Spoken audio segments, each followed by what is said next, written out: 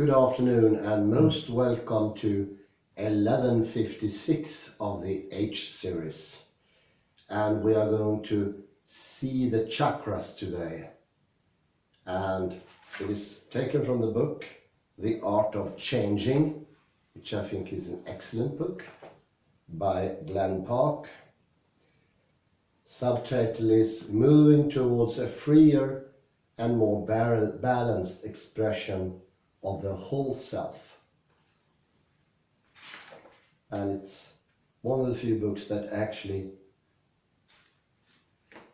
goes to the whole self, not just body or not just soul, but instead all of it. Glen is an Alexander teacher, and on page 238 the following appear. It starts actually with seeing the Alexander technique, but wait for it, you will see change. When I was training to teach the Alexander technique, we frequently had visitors to the school. They came from many different walks of life. On one occasion, a man who taught psychic development visited us, and he commented on what was happening at an energy level in the teaching situation. He did not know much about the Alexander technique, so his observations on the several teachers and students working at the school were fresh and interesting. Firstly, he noticed that when a teacher put her hands on a student, she was grounding the student by ensuring her that the energy was flowing into that person from the earth. Then she was clearing and balancing the three lower chakras in order that the energy could flow up the spine more freely. The way the teacher encouraged this upward flow was by sending messages to the student's nervous system through her hands. In this way, the teacher bypassed the conscious brain so that it could not interfere with the changes which were occurring. The lower three chakras in all the teachers were strong, well energized, and it was from these chakras that they transmitted the energizing stimulus to the student. Some teachers were also operating from the heart center, and so love and healing were coming through their hands in addition to the energy flows I have mentioned.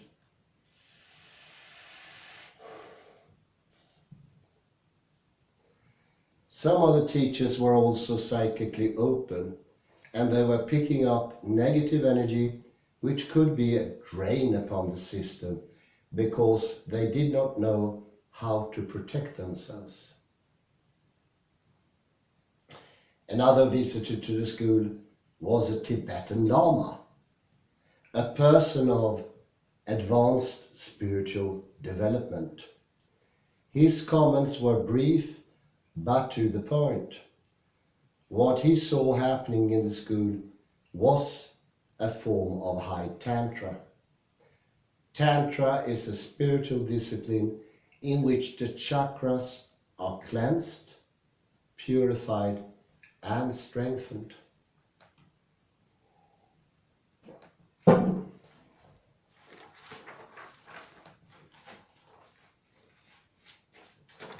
If we start from the root, Glen was very kind to submit a chart as well over the chakras with different columns. I will just take a few of examples. So we start at the very root. We have the reddish survival instinct chakra, the root chakra. It is in our coccyx, which is our tailbone.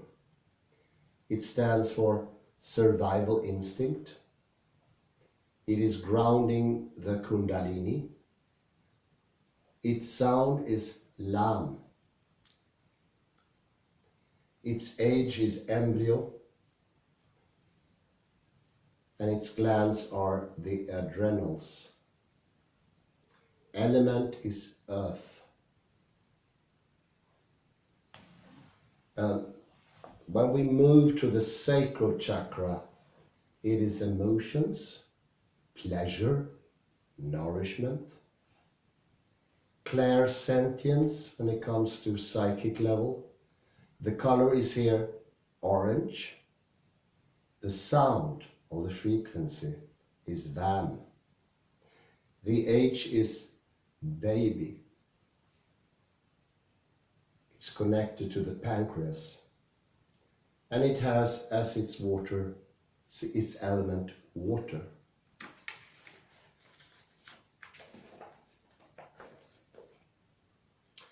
The solar plexus stands for power, achievement, success. It is the energy pump. Its color is yellow, which I put as red here. Its frequency is RAM. It stands for the adolescent.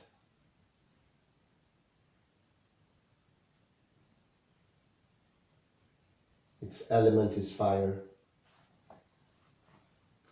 Then we come to the heart. Love, acceptance, holism.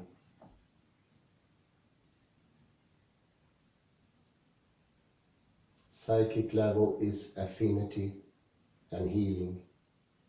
Its color is green. Its sound is Yam. It stands for maturity and has as element A. So it's the same sound as your friend Jan Askins? No, Yam. Yam. And then we come to the throat. It's communication and creativity.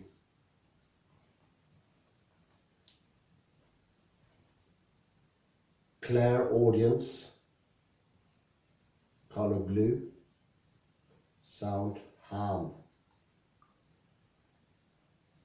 Its material is ether.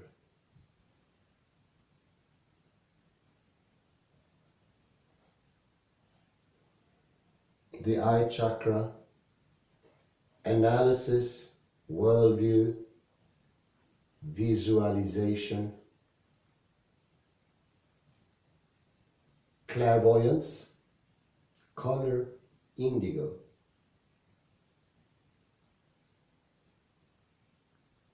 Sound A. Its element is astro.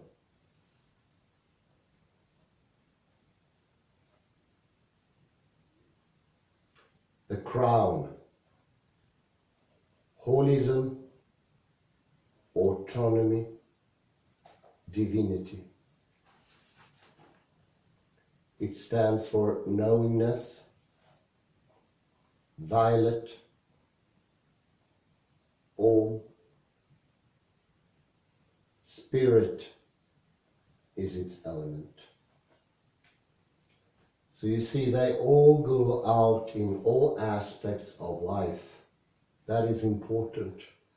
And maybe one of the reasons why the chakras are hard to understand. If we fragment, they disappear. If we say we are built up of the pancreas, the glands, the spleen, the stomach, then no chakras can be seen. They are holistic in character.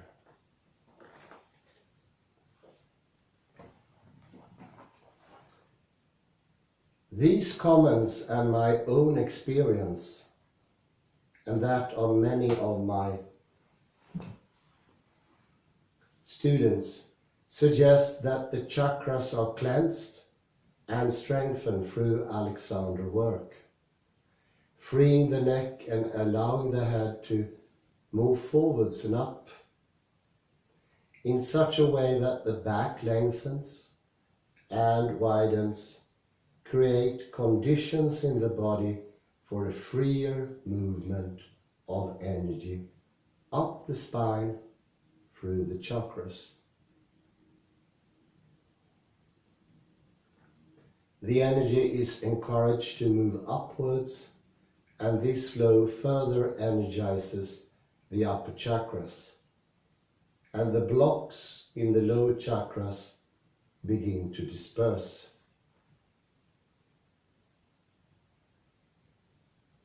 The direction to widen across the upper part of the arms, particularly, releases the throat.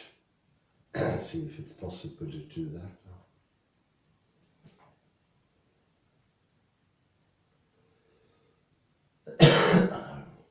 Releases the throat, yeah.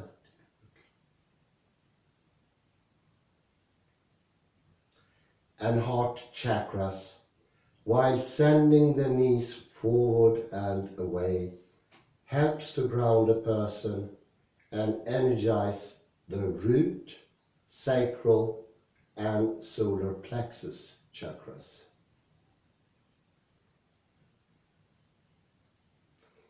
Even though the chakras are not physical entities themselves, they do relate to different parts of the body and are affected by physical changes in the body and musculature.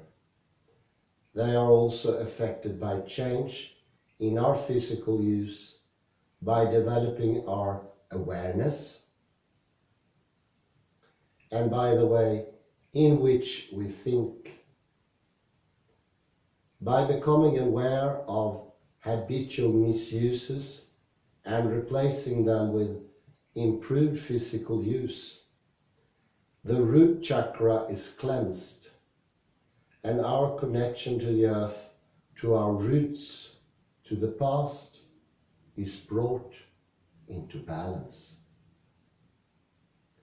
This allows a powerful flow of energy to move through us unrestricted by bad physical habits.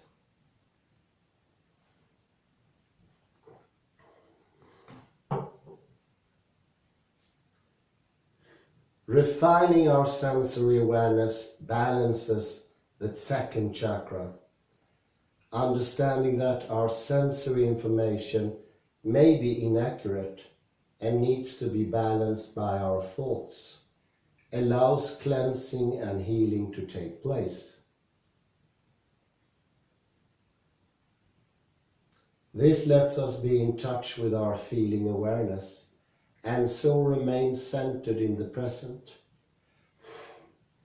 Our feelings connect us into the present, and our thoughts lead us into the future. Wherever we put our attention, that is what we energize.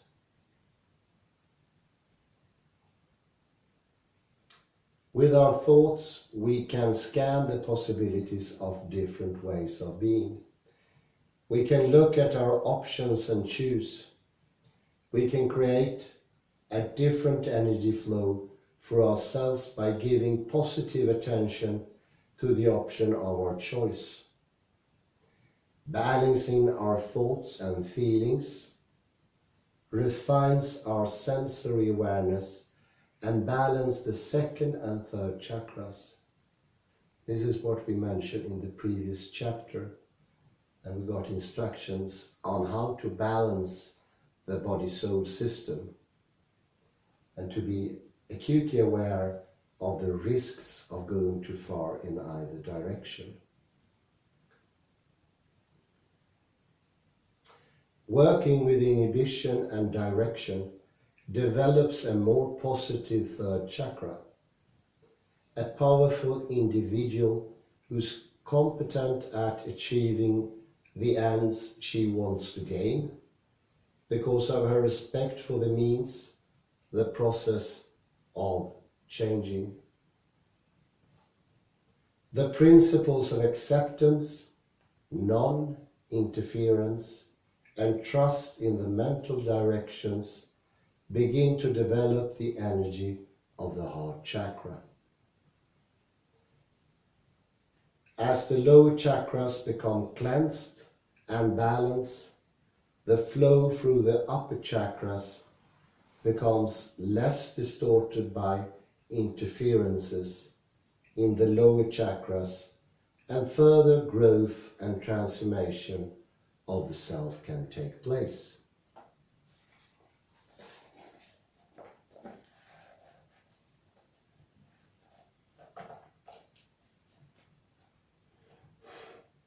As the lower chakras become less dominant in a person's life and the upper chakras operate more fully, students feel the love energy of the heart center altering their emotional attitude to life.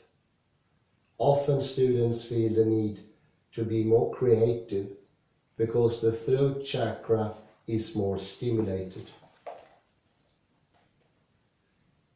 As the energy stimulates the brow and crown chakras, the student finds her perspective on life is changing, and often a spiritual searching begins.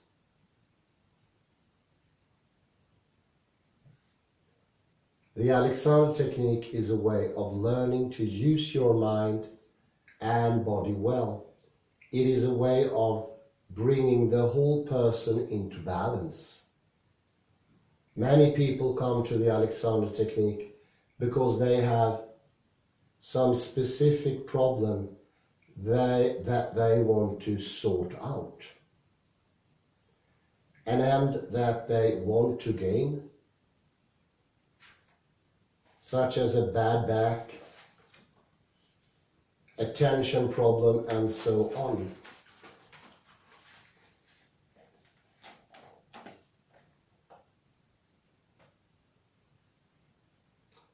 But many are attracted to the Alexander technique because they realize it is doing much more than sorting out a particular problem. Usually, as a result of a few lessons, a student notices changes in herself which she is unable to put into words. She may say that she feels more balanced, calmer, less easily thrown.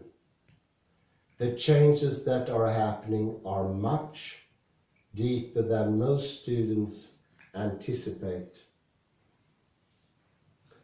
And these non-specific changes in the being nature of a person are one of the most important reasons why many students continue with the Alexander technique, and why more and more people decide to train to be teachers. They notice changes of a fundamental kind taking place.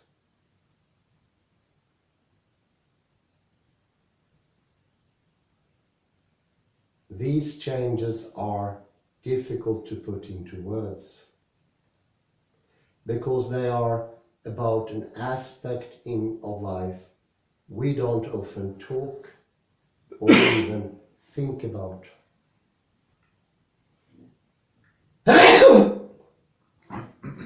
Holy moly. You need hot coffee.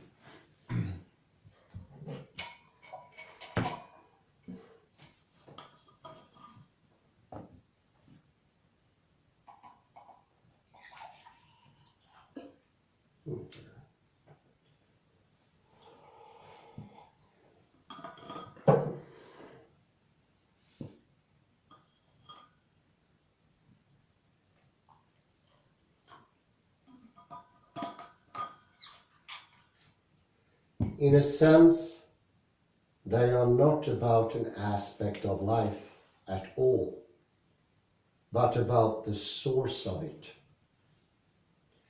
Looking at the way you use yourself and working at releasing any blocks that interfere with good use.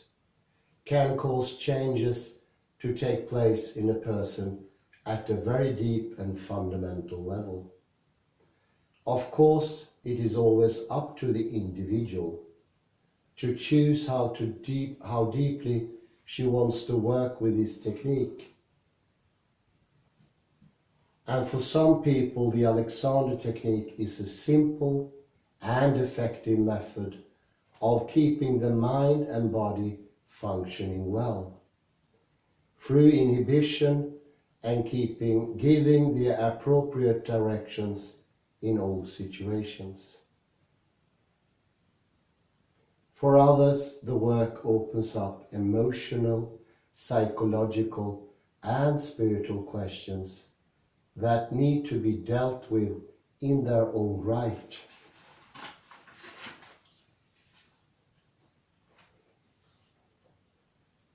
Looking after your energy system, chapter 16. As we become aware of ourselves as much more than a physical body, then we need to learn ways of taking care of that larger whole. Just as we feed, clean, exercise, and rest our bodies, we need an equivalent for our thoughts, feelings, and all the other energetic parts of our being.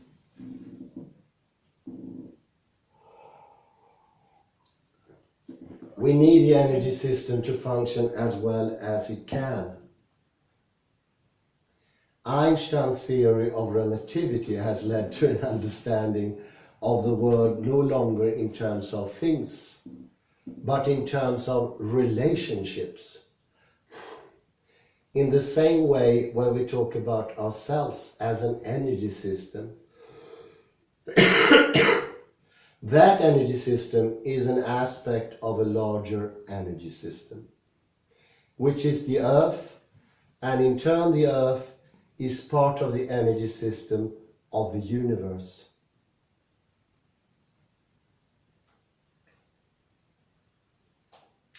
Within our system, we are constantly influenced by our own different energies as our bodies, thoughts and feelings change. And in addition, we are constantly interacting with the energies around us. I have found that using the theory of the chakras is a most helpful way of understanding how to bring the different energies into balance. Ian rang me up one day to ask me if I could help him. He had his arm amputated above the elbow as a result of a motorbike accident, and he suffered from constant phantom pain in the missing arm. He was 20 years old, and I said I really didn't know if I would be able to help him. But if he wanted to give it a try, then he was welcome to come along and see me. So he did. The only time Ian wasn't in pain was when he was asleep, and for the first 10 minutes on waking in the morning, or waking in the morning. The pain in the missing arm and hand came in cycles, each cycle lasting 2 or 3 minutes, building from a mild pain to extreme pain in the missing hand in the lower arm. Ian needed a lot of Alexander work. Not only was his left arm amputated, which meant that his right shoulder carried most of the weight of the artificial arm, but his left leg had been damaged in the accident and he had not regained its strength. The right side of Ian's body was doing all the work, so he was very out of balance, with a tendency to overcontract musculature on the right, energetic disconnection in the left leg.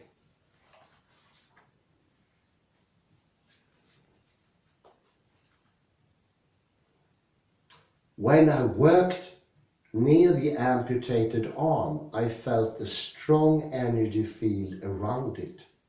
So I began working with this. When I worked on his aura around the missing arm, I could either increase the level of pain or diminish it. And when I diminished it, Ian would move in a very relaxed trance state, sometimes falling asleep. It became clear that the pain decreased when I worked to release or neutralize the energy from the energy field around the missing arm. I could feel exactly where in the missing arm I was working to release the energy. And so could Ian. It seemed that because Ian had no longer a hand, the energy could not release out of the hand chakra normally, and the build-up of energy caused the pain. But if I gently pull the energy through the missing arm and hand and out of the system, then the pain would diminish,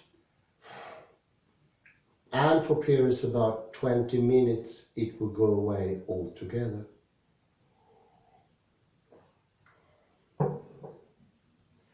This hypothesis seemed to be backed up by the fact that the arm hurt least when Ian was least energized, asleep or just awakened.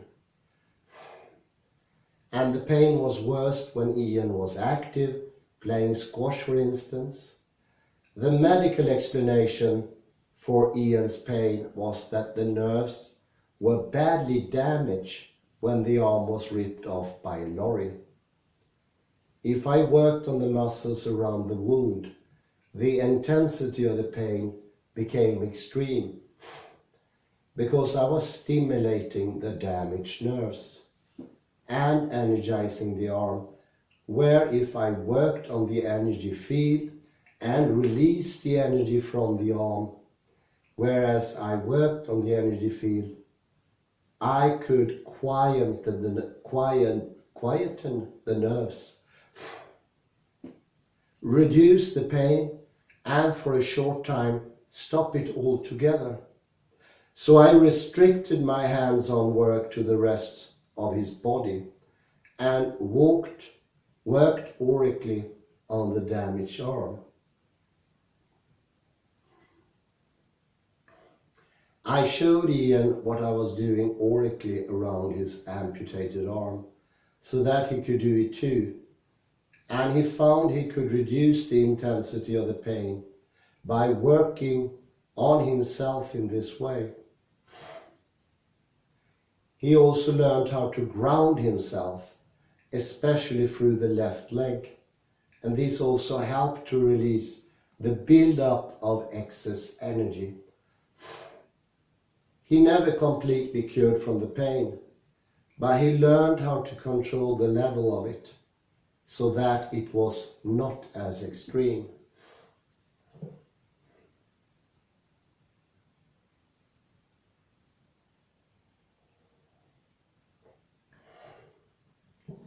Active and passive energy states. When we are active, no matter though through with chakra, working, singing, dancing, expressing emotion, thinking purposefully, then our energy is radiating out. The aura is energized by the activity of the chakras. When our energy is radiating outwards, less energy can enter into the aura because it's full of our own energy. On the other hand, when we are passive, daydreaming, watching television, reading, getting in touch with what is going on inside us, then we are more open to outside influences. Our energy is not radiating out so other vibrations enter the aura. And this is important. The aura is vibrations. You said the whole universe is based on frequencies. Something we saw from chaos theory, fractalities are waves.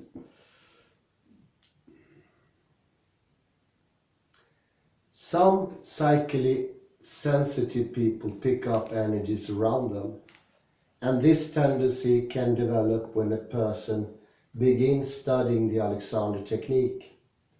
Firstly, when people begin working with the technique, they start directing their attention inwards upon themselves, probably much more than usual, as they refine their self-awareness.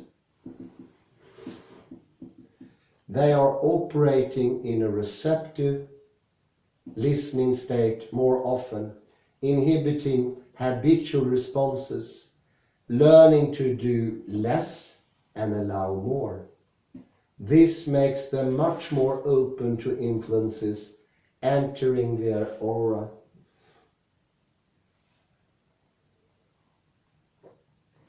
Secondly, the interferences in the chakras are being slowly dissolved away by the work with the Alexander technique. And this means that there is more energy flowing in the system, which may increase the psychic functioning of some people.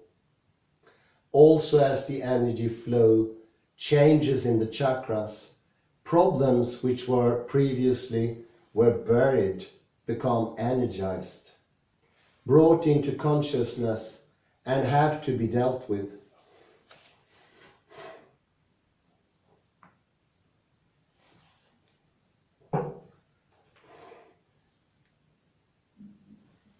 Interferences attract energy.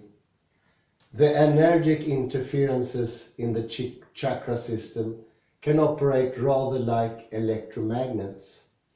They attract energy from outside into the system, which will help the chakra to be stimulated and the blockage to be dissolved. We respond to an interference either by being attracted or repelled. Attraction can be felt as love or excitement. Repulsion can be experienced as hatred or fear or hostility. All these attitudes attract outside attention or energy. For example, if a person has a block in the second chakra,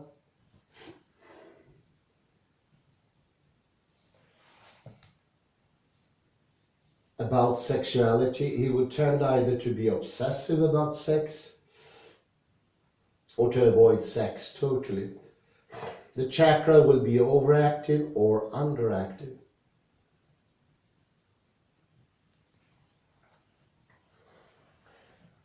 If the person is avoiding the problem, this may work while the person operates predominantly in the active mode.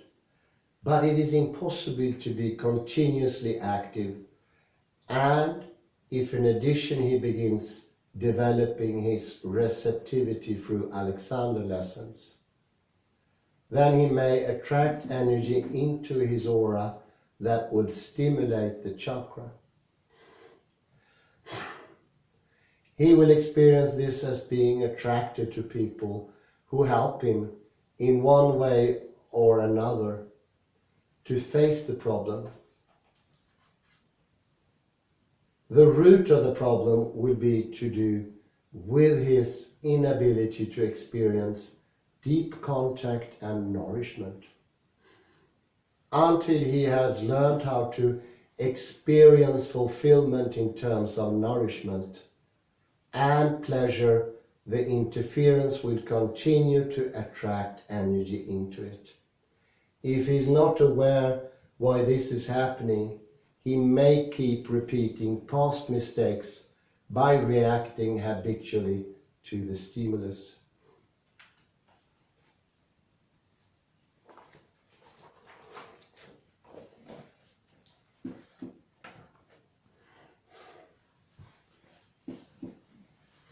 Alternatively, if a person feels he is a victim, there is an interference to the flow of energy in the third chakra. And he will attract victim situations to him.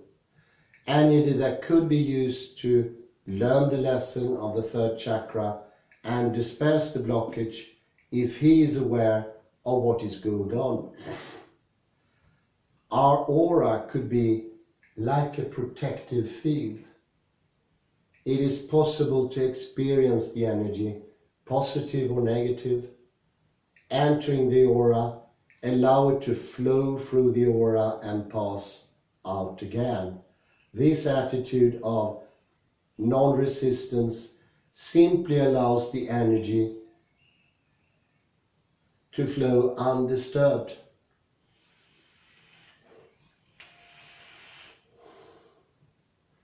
But if there are blocks in the chakras, they suck the appropriate energy into them through attraction or repulsion in order to heal the blockage. If there were no interferences, it would be possible to go into a room and feel the vibrations at an auric level and consciously choose whether we wish to open psychically to those vibrations or not. Some rooms feel wonderful, and it is good to open the chakras and receive the energy into them. We often do this automatically. When we experience a gentle sigh, it's often a sign that the heart chakra has opened a little, because some loving heart energy has entered the aura.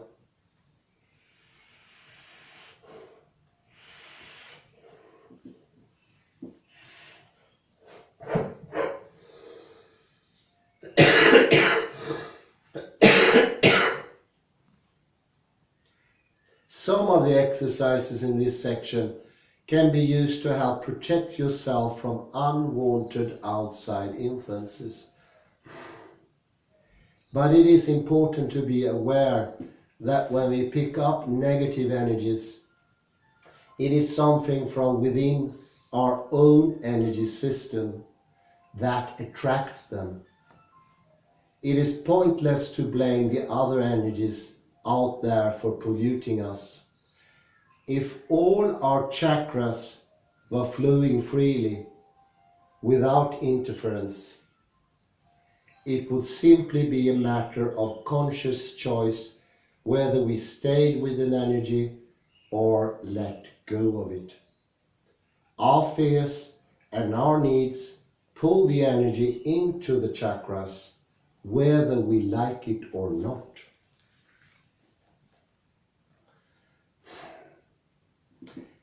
Of course, there can be a danger of being obsessive about self-protection.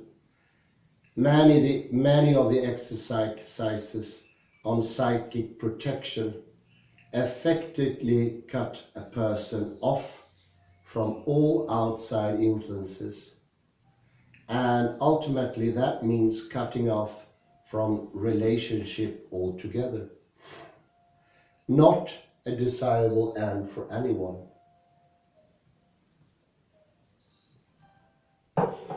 However, most of us have loads of problems, lots of interferences to an easy flow of the energy flow through us. And it helps to be able to look after our system as it is now, to know how to feed and nourish it, how to cleanse it, how to exercise it and rest it, and how to protect it whenever we feel that is necessary.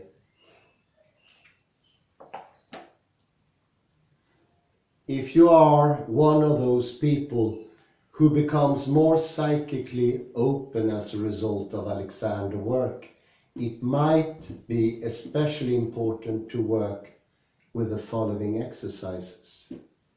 Working with the Alexander technique You are learning to balance your energies in many different ways. Your Alexander teacher will be helping you to release muscle imprinting. Those are tensions that we store memories with. It's usually traumatic ones, so we can't access them. To let go of all muscular habits which were part of your defenses. If this is your experience, then it could be very worrying part of the process of changing.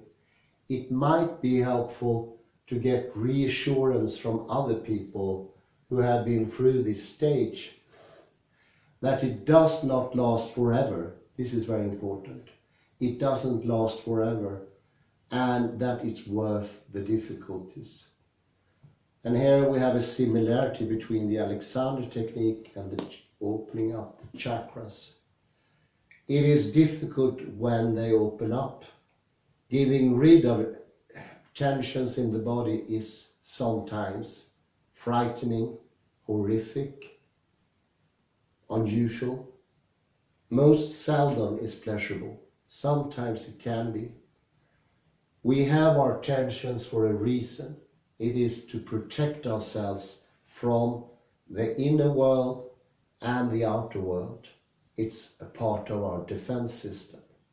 But it becomes, as we said last lecture, 11:55, it becomes too much, because in the end the emotions create reasons for the defense to be by itself.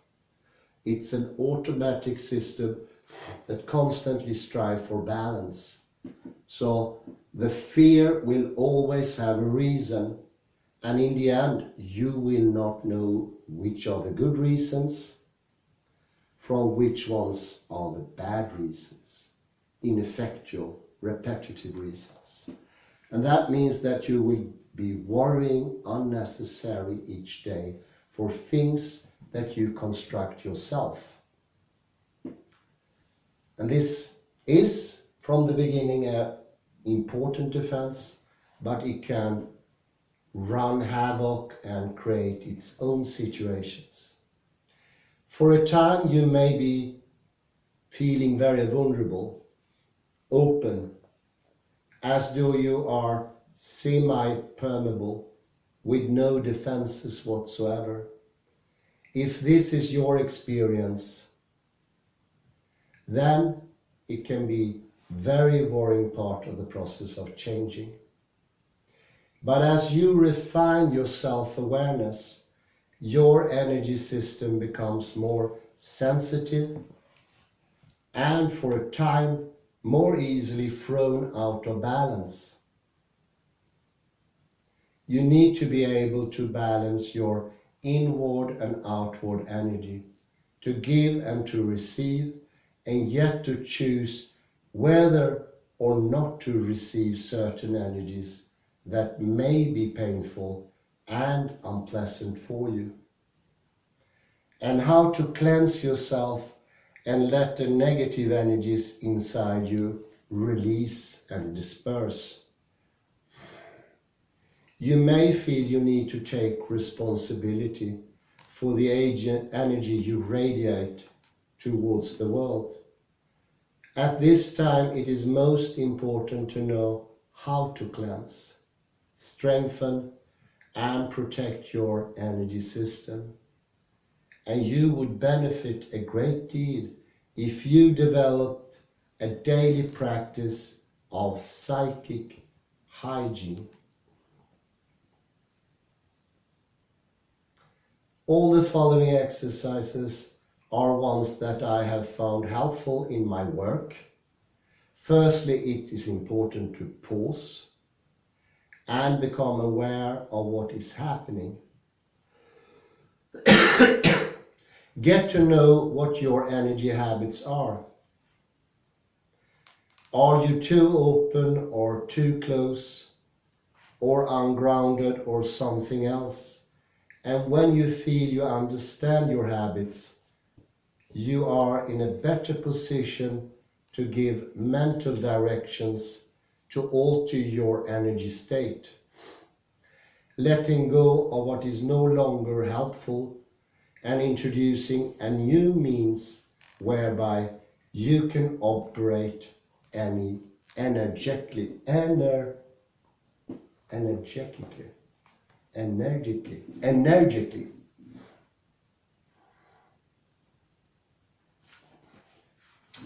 These are exercises, and there won't be any time to do this now. There are about 12 of them.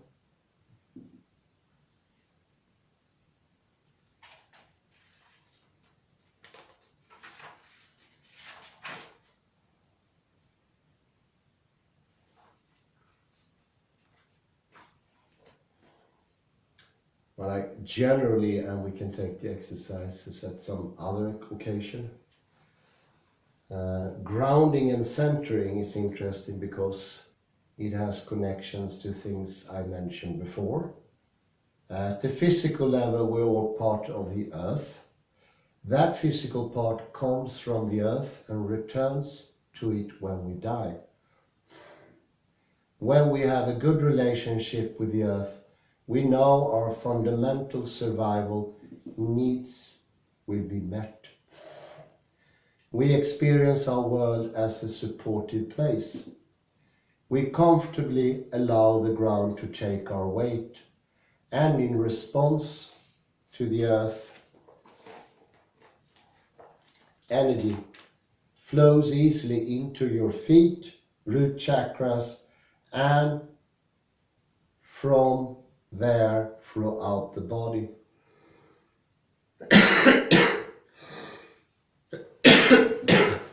When this is happening, we are well grounded. Centering is very similar to grounding. Just a sip, please. Thank you very much, very kind.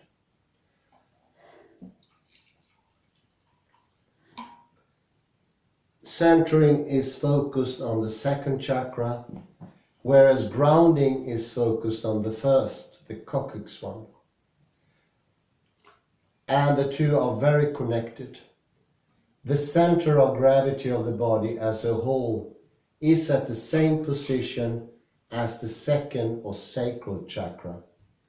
This chakra is also called the hara, and in martial arts, it is the point at which any movement of the body takes place. It is the fulcrum or the point of balance of the body. This is where everything starts.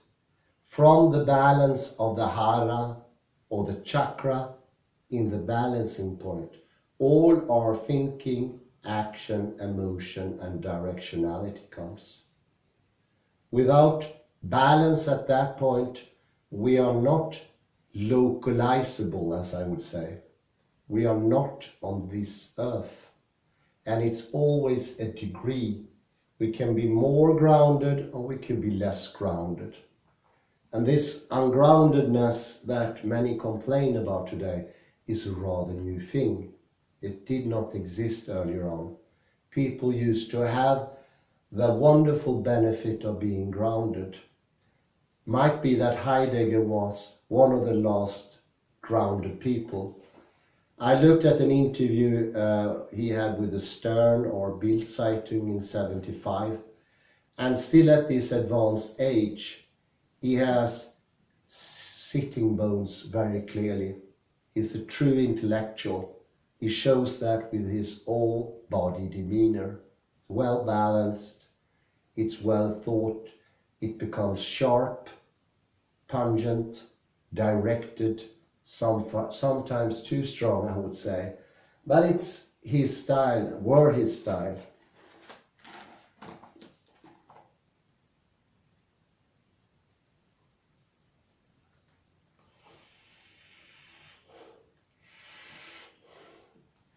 When we are centered, we are content, simply living in the here and now. This moment in time, this place, these people, being in this body doing this activity, or doing nothing, all feel very satisfying. If we are grounded, we are confident that our physical needs are being met. If we are centered, we are confident that our emotional needs are being met. When we are well centered in the sacral chakra, we are strongly in touch with our feelings, emotional and physical, and thus able to use them as a reference point for the rest of our activities, physical, emotional, mental and spiritual. That is for the energies of the higher chakras.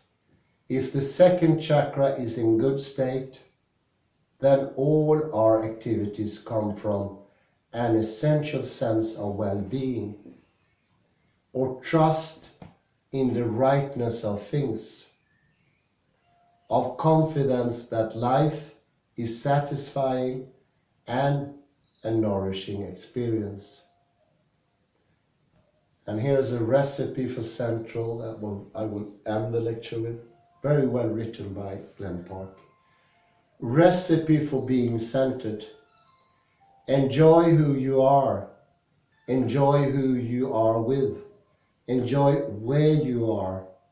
Enjoy what you do. Any questions maybe? No, I was thinking about indigo. It is before you do your meditation, probably you should have these colors in front of you. So, for instance, now I cannot really imagine indigo, but it's my lack of. I can print some indigo for you from the printer. It's a special color and it's a very unusual color as well. Indigo was actually the color that brought the Phoenicians, or especially the Carthaginians. You mean the purple? No, it's close. It was actually sort of violet more, or indigo, and it's coming from some shell, something like that. Yeah, so indigo is the I guess the eye color of eye. So how important is that you pronounce these sounds correctly? Throat is ham or ham. Yes, we can listen to the YouTube. There is a recital going on there. I don't know the pronunciation, but they are very important. Yes, they are. Well, we round up there and I say thank you very much. Have a pleasant afternoon and bye-bye for now. Sorry about my throat condition. Thank you.